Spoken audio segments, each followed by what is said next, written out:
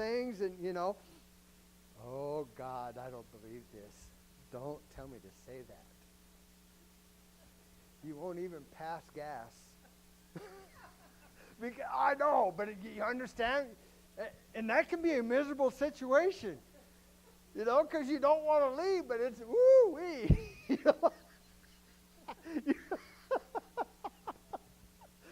Oh. Okay, we're getting down to earth, right? So if you don't get to where the rubber meets the road, it doesn't do you no good. Till you have traction, you ain't going nowhere. Right? So the Father's discipline only comes from His passionate love and pleasure for you, even when it seems like His correction is harsh, because He'll let you know that ain't okay. Okay? But not with condemnation. That's not okay.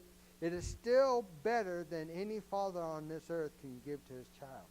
Wow. Us earthly fathers, I'm an earthly father.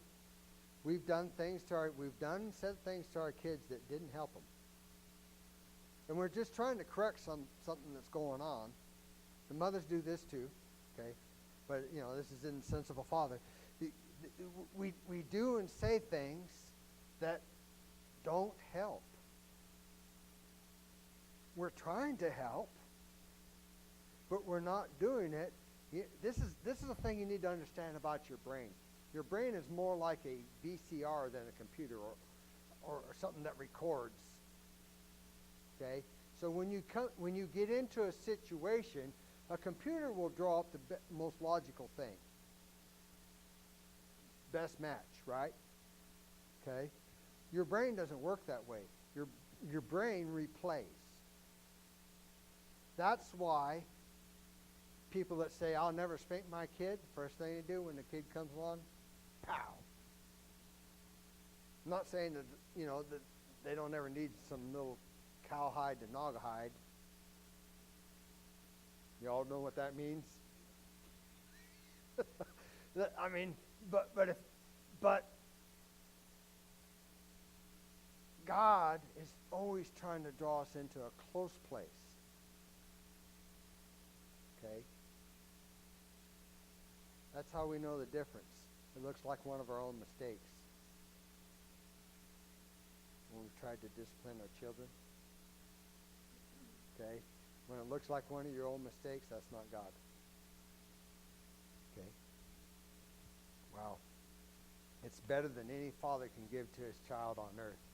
I'm almost out of time. I'm only halfway through. What am I going to do? So we're talking about trouble and how to deal with it and how to lean on things. So have you noticed this? You rarely get into trouble suddenly.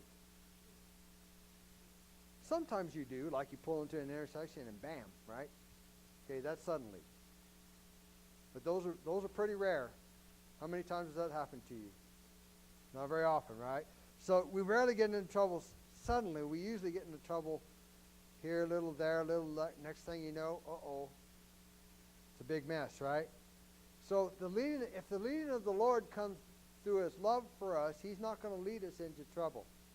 Now, that's not the same as being led into situations where people are going to oppose you because you love God. That's different. Okay? Because He will lead you into the lion's den. Hello? Right? The reason why Daniel is in the Bible, part of the reason why Daniel is in the Bible is because he wants to know that He will lead us into the lion's den and back out. So if He's leading you into it, you know you're getting out in the morning. Okay? Yay. This is only going to last for the night. Okay, we can do that. So the leading of the Lord comes from His love for us. He isn't going to give us things that are causes get into trouble.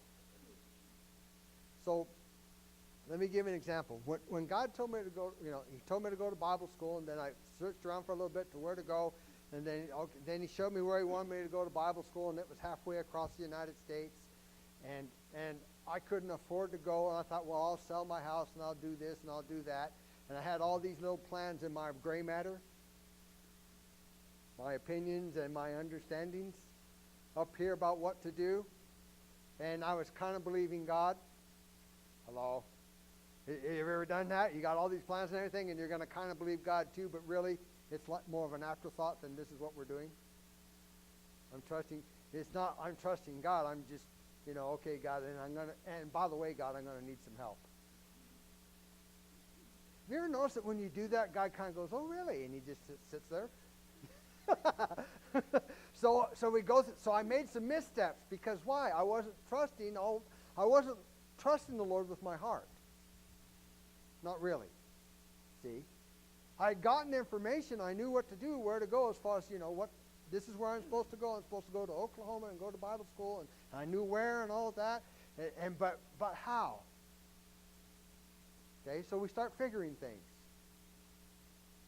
We're really good at calculating, not so good at trusting. And so I made some missteps, and and one of the missteps I made is I set a date. Now, it's not necessarily bad to set a date, but this time it was, because I wasn't trusting. Did you hear that? Because I wasn't trusting, and I set a date. Okay, I'm going to be gone by this particular time. And then I got up to the last day, and I was doing a pretty good job of believing God up until the last day. And then the house didn't sell. And now what were you going to do? And I used to I worked with a guy, and I was trying to lead him to the Lord, and he's watching me make these mistakes, and he can see them. Where's your God? Shut up. That's kind of the way it went down. Actually, it was a little more fierce than that. But anyway, so I get right up to that day, and then the next day, now what are we going to do?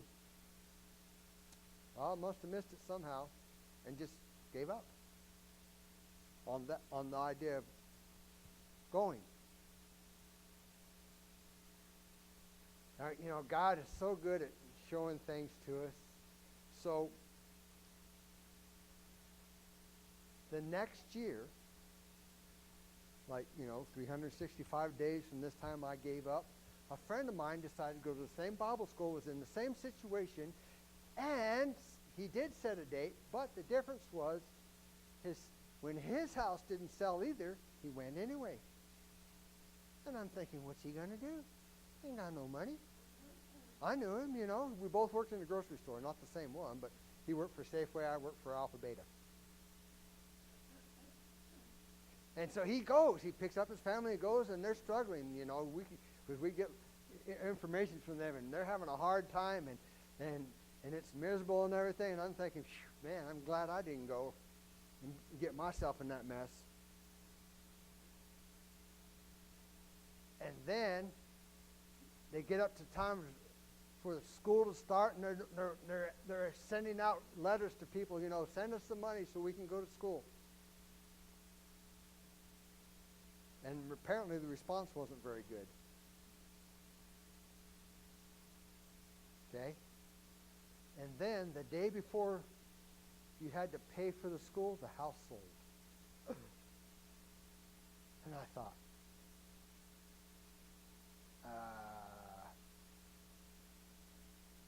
oh man, I missed it. See? So because their house sold, they had the money to go to school, and they bought them a nice car. They bought a Lincoln.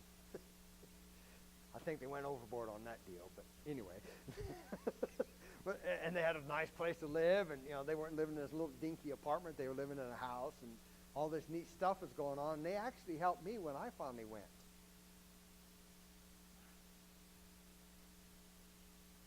2 years later. And when I went 2 years later, I said, Lord, I don't care what it takes. Boy, that's a good place to be. When you finally fall on your knees and say, Lord, whatever it takes, I'm doing it.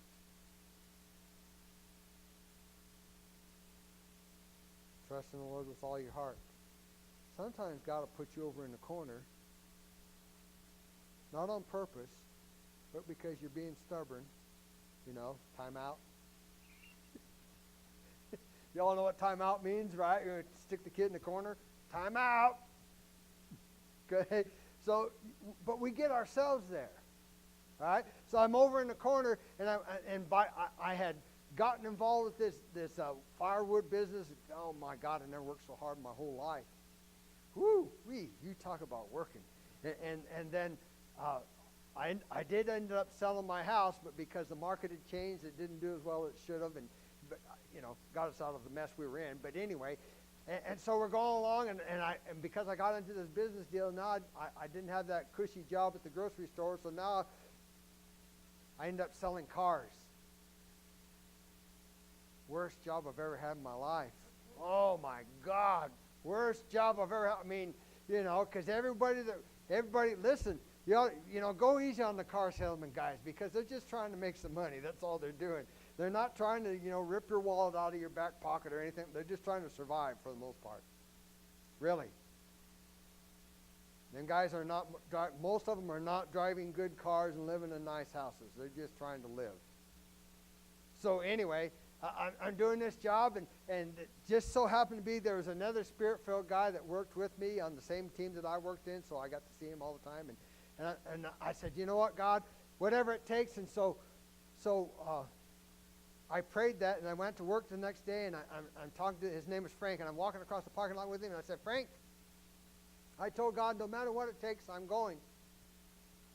And he goes, really? Because he knew about the situation. He goes, when are you going? And I stopped, and I went, May 21st, I'm going, I'm out. He goes, that's only a couple of months. You don't have any money. Car salesman, they're just barely making it, right? Okay? You don't have any money, how are you going to do it? I don't care, I'm going. He goes, I don't know about that. Don't listen to that. Okay? And so then I told my whole family, I'm going to Oklahoma. They all told me, what? None of them said, go. They all said, why? Why do that? Don't listen to that. Okay? And so I put up whatever I could, because all I could do, this was my plan. And it was from the Lord. Whatever you can get in the truck. I had a four-wheel drive half-ton pickup, long bed.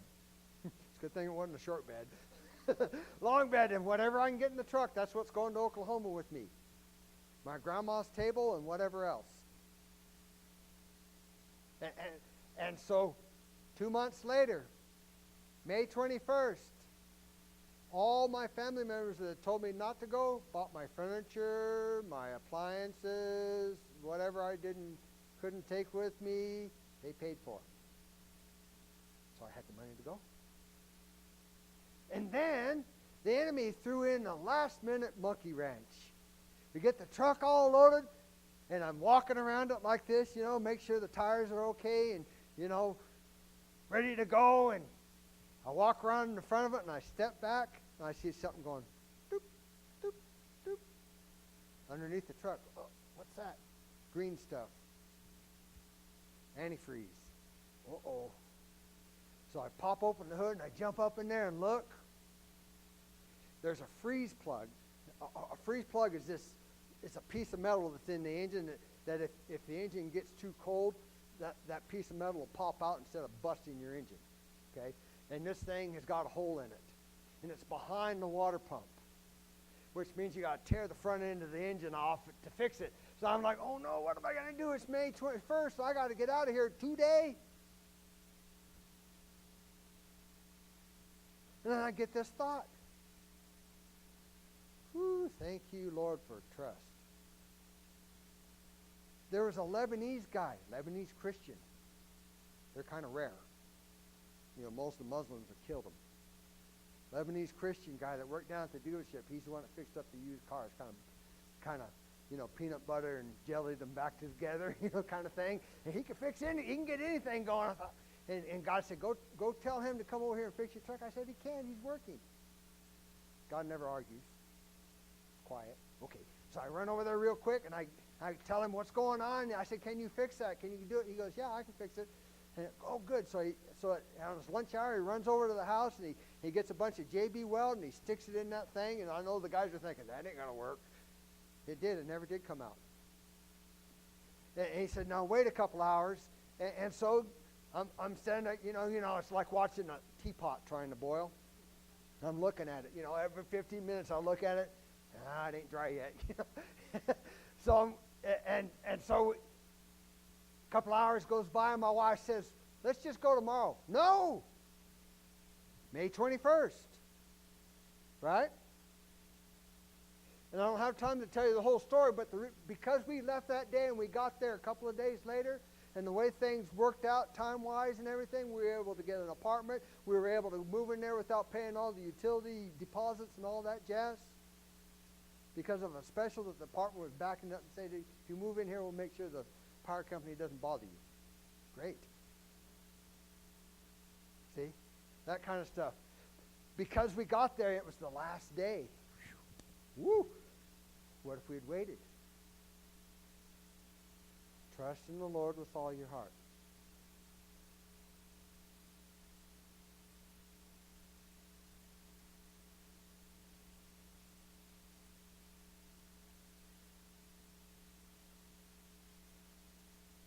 So, I'm not going to be able to finish.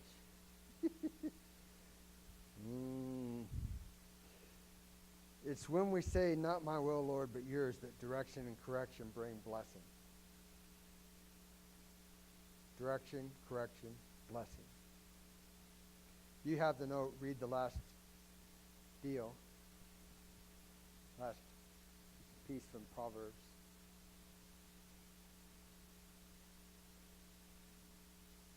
But it's about intimacy. It's about knowing that he loves us. See?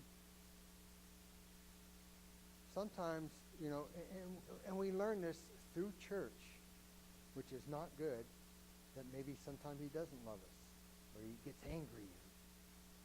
No, God never gets mad. Oh, yes, he does. Not only all in the Old Testament, he's mad at this and he's mad at that. Really? How did he curtail that? Some people should have died.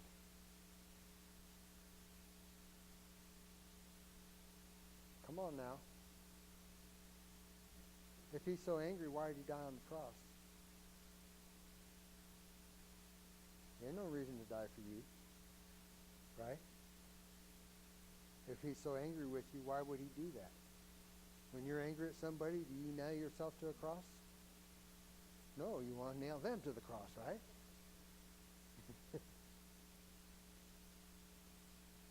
It's all about intimacy, trust, knowing that he loves you. Listen, every time you make a mistake, or every time you intentionally, because we'll forgive mistakes, right? Well, that was a mistake. But every time you intentionally do something that you know God ain't happy with, he still says, I love you. Not that we need an excuse for that stuff, but he still says, I love you.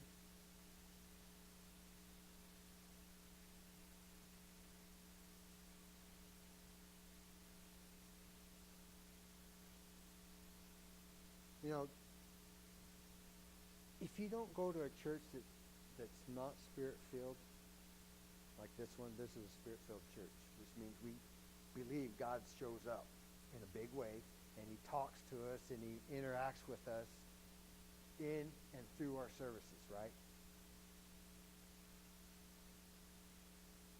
If you don't go to a church like that, your chances of getting hooked up with God and going in the direction he really wants you to go are pretty slim. I'm not saying it can't happen, but it's slim. Okay? And this is, I said, a church, not this church. Any church that's spirit-filled where they allow God to move can do that for you. But if they don't allow that, not much happens. Okay?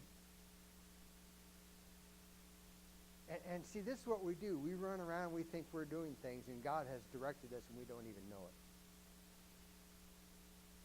Then all of a sudden we wake up one day, oh. That's why I was there. That's why I was doing that. Right? Okay. So, Dennis and Diane, God is causing you guys to emerge because you thought you made a decision, but he directed you to be here. Well, it's convenient. It's right down the street. Yeah. That's because he wanted you